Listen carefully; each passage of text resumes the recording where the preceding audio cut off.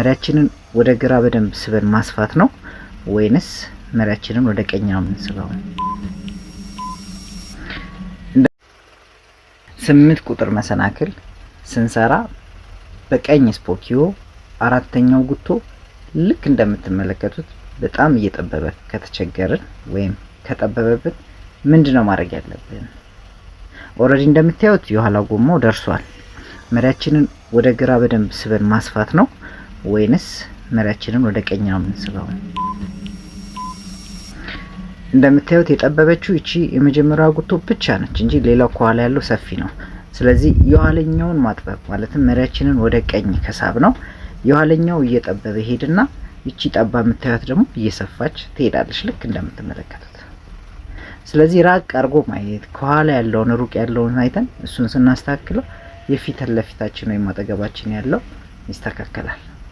ልክ እንደምታዩት ቀጥ ሲል ወደ ቀኝ ወሰድነውን መልሰን ቀጥ አድርገን ወደ ግራ መልሰን መውጣት። በዚህ መንገድ ማስተካከል እንችላለን። አመሰግናለሁ።